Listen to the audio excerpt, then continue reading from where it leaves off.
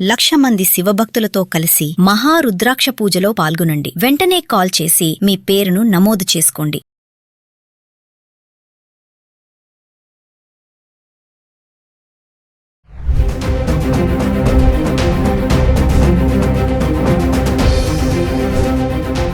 High viewers, India's largest digital media network Suman టీవీకి స్వాగతం. ప్రస్తుతం మనతో ఉన్నారండి advocate and social activist, life coach Ushasri గారు ఉన్నారు. సో సుప్రీంకోర్టు తీర్పు ఇచ్చింది కదా, సెక్స్ వర్కర్ కి ఏమంటారు, ఫుల్ ఫ్రీడమ్ ఇచ్చారు, ఫుల్ రైట్స్ ఇచ్చారు. ఇవన్నీ మనం ఒప్పుకోం కదా. కొంతమందికి దీనికి వ్యతిరేకంగా ఉన్నారు. చాలా మంది ఆల్రెడీ యువత నాశనం అయిపోతూ ఉంటే ఇలాంటి తీర్పులు ఏంట్రా బాబు అనేసి. సో దాని గురించి ఒకసారి ఉష అడిగి తెలుసుకుందాం. ఉష నమస్తే. నమస్తే రాధా. సో నిజంగా ఫుల్ ఫ్రీడమ్ ఇచ్చేసింది సెక్స్ వర్కర్స్ కి, వెరీ గుడ్, ఓకే. దీన్ని అప్రిషియేట్ చేయాలన్నా బాధపడాలా అనేది అర్థం కాలే. ఎందుకు ఈ మాట అంటున్నానంటే, ఆల్రెడీ మన దేశంలో యువతనే కాదు, చిన్న పిల్లలు కూడా పాడైపోతున్నారు.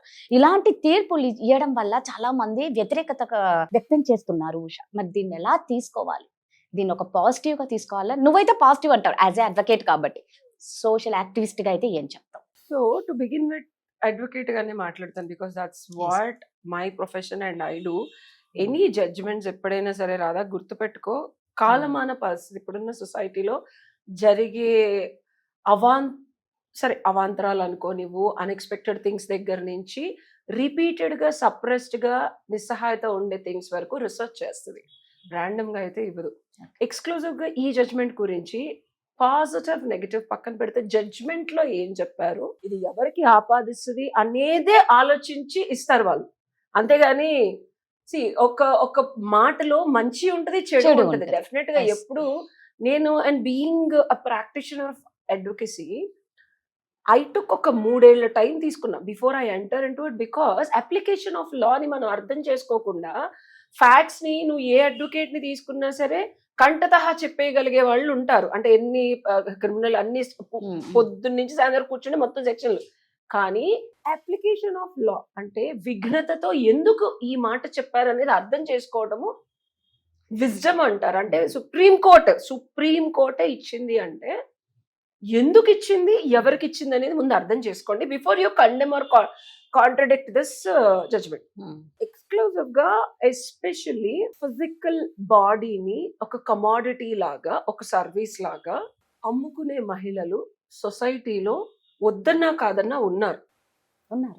వాళ్ళకి తెలిసి చేసినా, ఊబిలోకి దూకినా, దించినా, రొచ్చని తెలిసినా బయటకు రాలేని నిస్సహాయ పరిస్థితుల్లో కూడా చాలా మంది ఉన్నారు. వీళ్ళకి కోసం మాత్రమే వాళ్ళు పడే బాధని, వాళ్ళకి జరిగే అంటే ఎన్ని రకాలుగా వాళ్ళు ప్రయత్నించి మళ్ళీ బయటకు వద్దామన్నా రాకుండా ఆ ఊబిలోకే తోసిన పరిస్థితుల్లో పోలీసులు వాళ్ళని ట్రీట్ చేసే పద్ధతిని, వాళ్ళ బిడ్డల్ని వాళ్ళ నుంచి బయటకు తీసుకువెళ్ళి ఒక రొస్టు లాంటి రీహాబ్ లేకపోతే ఇట్లాంటి హోమ్స్ లోకి తోసి వాళ్ళని, అరే బయట ఉన్నా మాకు ఒక గౌరవం ఉంటుంది, మా తిండి మాకు తింటాము, పోనీ ఇవేమన్నా వాళ్ళకి కుట్లు అల్లికలు నేర్పించి వాళ్ళని ఏమీ ఉండదు అక్కడ ఆ హోమ్స్ లో.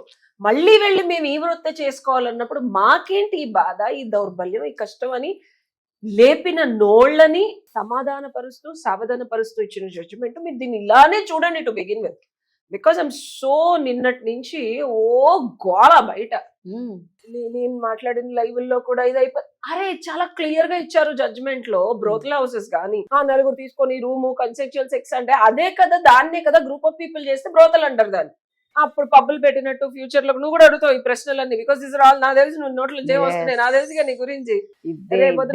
బిజినెస్ అయిపోతుంది, ఇది నలుగురు కలిసి కన్సెంట్ చేసేసి సెక్స్ కాదు, అదే చెప్తున్నా. No listen, human trafficking judgement అందుకే పూర్తిగా చదవాలి. హ్యూమన్ ట్రాఫికింగ్ కానీ, బ్రోతల్ హౌస్ నడపడం కానీ, గ్రూప్ ఆఫ్ పీపుల్ చేయడం కానీ డెఫినెట్ గా కోర్టు వారు దీన్ని ఖండిస్తున్నారు. ఇది criminal offence, this is not accepted and nobody has given any judgement to do this. I want the people to know, ఏదిచ్చినా వక్రించి వక్రబుద్ధితో దాన్ని ఇష్టం వచ్చినట్టు డిబేట్లు మాట్లాడటం కాదు. సావధానంగా సర్ది చెప్పుకుంటూ సరిదిద్దుకుంటున్న సమాజానికి తగ్గట్టు వచ్చిన సుప్రీంకోర్టు జడ్జిమెంట్ ఏంటంటే, ఇలాంటి జీవితాన్ని గడుపుతున్న మహిళలకి ఆసరా, ఆధారం అయి పోలీసులకి ఒక కొరడా దెబ్బ వీపు మీద చరిచినట్టు వచ్చిన జడ్జిమెంట్ కింద మాత్రమే దీన్ని చూడండి టు బిగిన్ విత్.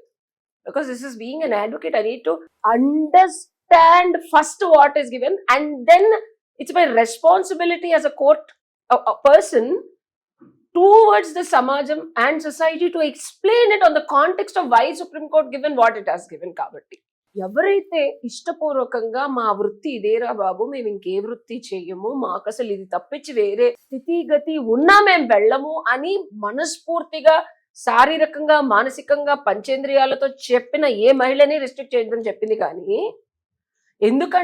ఎందుకు రిస్ట్రిక్ట్ చేయొద్దు, ఎందుకు ఈ జడ్జిమెంట్ వచ్చింది అంటే, ఇలా చేసిన ప్రతి మహిళని అరెస్ట్ చేస్తారు ఎక్కడ దొరికితే అక్కడ, రైడ్లు అన్న పేరుతో తీసుకెళ్లి వాళ్ళు సంపాదించుకునే కొంచెం డబ్బులు జైలు నుంచి బయటకు రావడానికి, ఆ బయటకు వచ్చిన తర్వాత ఆ పిచ్చి గృహాల్లో పెట్టడానికి, మళ్ళీ అందులోంచి వచ్చి మళ్ళీ ధనార్జన చేయాలి, పిల్లల్ని తీసుకెళ్లి వీళ్ళ నుంచి విడగొడతారు, ఆ పిల్లలు ఎక్కడున్నారో తెలియదు, వీళ్ళకి బెయిల్ ఇవ్వడానికి ఎవడు రాడు. ఇలాగ ఏంటి మా ఈ బతుకు, ఎందుకు చేస్తున్నారు? When you know clearly that this is what we do అన్న గొంతు లేపిన దానికి వాళ్ళు కన్సెంట్ తో, ఇప్పుడు అర్థమైందా, అండర్లైనింగ్ వాళ్ళు ఇష్టపూర్వకంగా మేము ఇదే చేస్తాం రా బై, మాకు ఇదే పని రా బై, మేము ఇదని తెలిసిన తర్వాత మేమే చెప్తున్నారు బై, మేము ఈ పని చేస్తాం, మేము అమ్ముకుంటాం మా బాడీని, ఇది మా వృత్తి. ఏం చెప్పింది? వృత్తి. ఫండమెంటల్ ఆర్టికల్ 21 లో రైట్ టు లివ్ అనేది ఎందుకు ఎవోక్ చేశారంటే, ఇప్పటి వరకు దీన్ని ఒక వృత్తి లాగా కానీ, అంటే వృత్తి ఇన్ ద సెన్స్ నువ్వు చేసిన పనికి నీకు డబ్బులు ధనం కానీ డెఫినెట్ గా వేజెస్ రూపంలో పే చెయ్యాలి.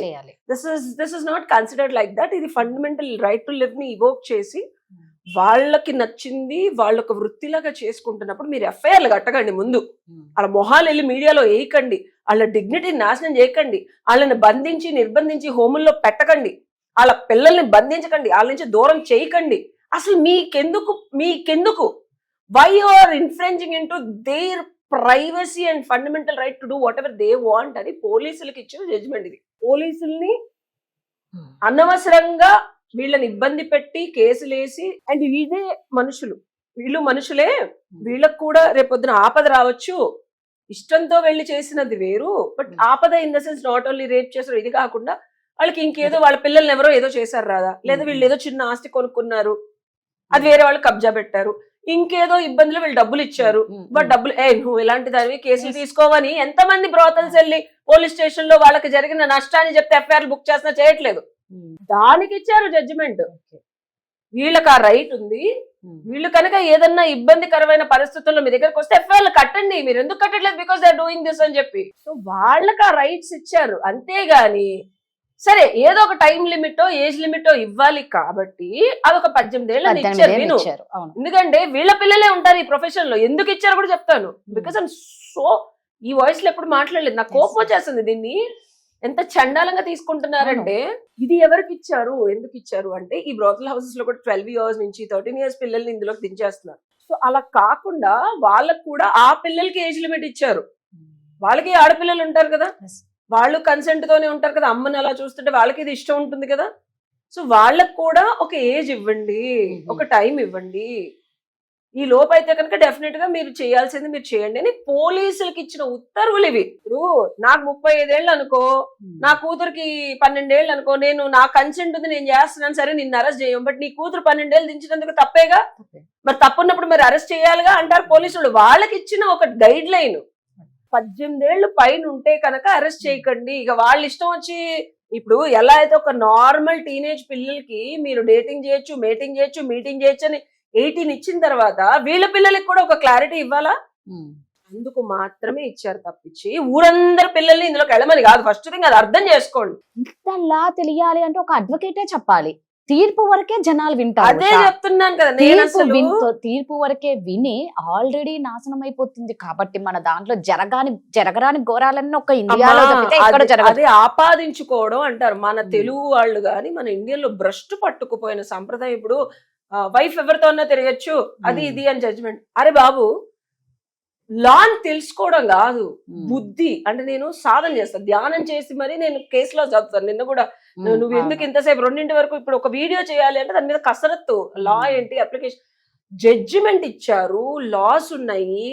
అప్లికేషన్ ఆఫ్ లాస్ అనేది సందర్భోచితంగా తెలుసుకుంటేనే నీకు ఆర్డర్ వస్తుంది, రిజల్ట్ వస్తుంది, లైఫ్ లో నీకు ఏది కావాలో అది వస్తుంది. ఇప్పుడు ఒక వైఫ్ ఇంకొకటితో చూసాడు అనుకో, వాణ్ణి ఈ అమ్మాయిని టార్చర్ పెట్టేసి జైల్లో పెట్టేసి కొట్టేసి తిట్టేయకండి రా బాబు, అది క్రిమినల్ అఫెన్స్ కాదని మాత్రమే చెప్పింది ఇలా.